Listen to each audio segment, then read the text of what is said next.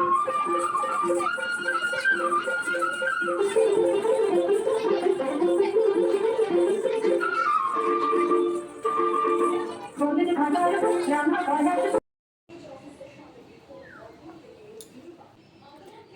Everyone, welcome back to my channel. আজকে অনেক অনেক অনেক স্পেশাল দিন আমার জন্য। আজকে তো টিচার্স ডে প্লাস আমার মেয়ে অদ্রিজার বার্থডে। তো আজকের দিনটা খুবই স্পেশাল হতে চলেছে। আমি তো স্কুলেও যাব এবং বাড়িতেও কীভাবে বার্থডে সেলিব্রেট করব তোমাদেরকে দেখাবো। তো তোমরা দেখতে থাকো। Thank you. তো এখন আমি স্কুলে যাচ্ছি। মিষ্টুর স্কুলে আজকে ছোটোখাটো একটু ফাংশান হবে, তো ওর একটা পোয়েম বলার কথা আছে। তো আমি নিয়ে যাই, দেখি কি হয়। ও তো এমনিই কান্না করে বসে থাকে, তো গিয়ে দেখি কি হয়।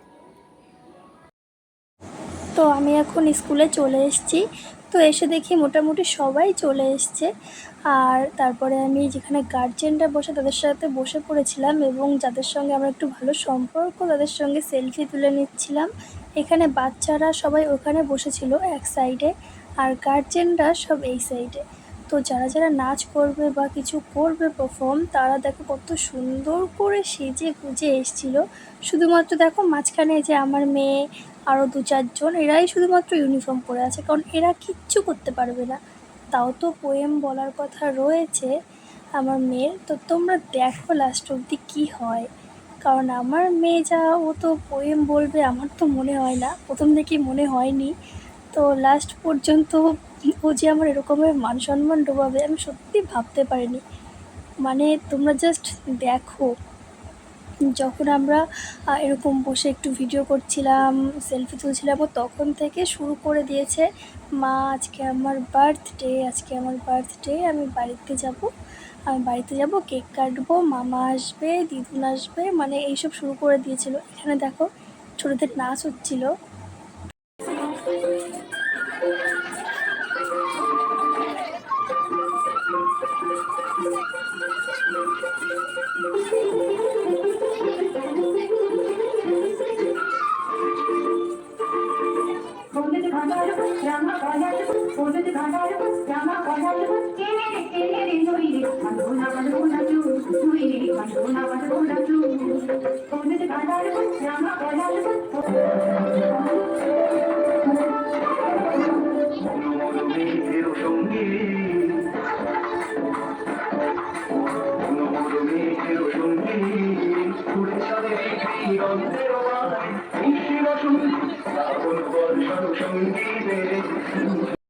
তো শেষ পর্যন্ত আমার মিষ্টু তো পোয়েম বলেনি, প্লাস অনেক কান্না করেছে। তারপর আমি চলে এসেছি বাড়িতে অনেক আয়োজন ছিল আমার, ফ্রায়েড রাইস, চিকেন এগুলো রান্না করা ছিল, পায়েস বানিয়েছি। তো আমরা বাড়িতে নিজেরাই করছিলাম বার্থডে। তো এই যে ওর মামা, পাশে দিদুন রয়েছে, সবাই মিলে, ওর ঠাম্মিও আছে, মানে সবাই, বাড়ির সবাই মিলে আমরা বার্থডে সেলিব্রেশন করছিলাম। কারণ আগের বছর একটু বড় করে করেছিলাম, সেটা আমি ভিডিও করেছি, তোমরা চাইলে দেখতে পারো।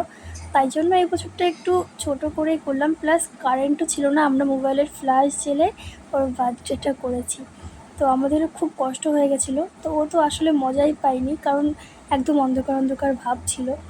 তো আশা করছি পরের বছর আবার বড় করে করতে পারবো। তাহলে তোমরা দেখতে থাকো, তোমরা চাইলে আগের বছরের ভিডিওটাও দেখে আসতে পারো, খুব সুন্দর হয়েছিল সেই ভিডিওটা। তো এই বছর করতে পারলাম না বলে সত্যিই খুব মন খারাপ লাগছিল। তো দেখি সামনের বছর আবার হবে। তো তোমাদের ভিডিওটা ভালো লেগে থাকলে সবাই লাইক করে দিও, সাবস্ক্রাইব করে দিও। দেখা হচ্ছে নতুন কোনো ভিডিওতে।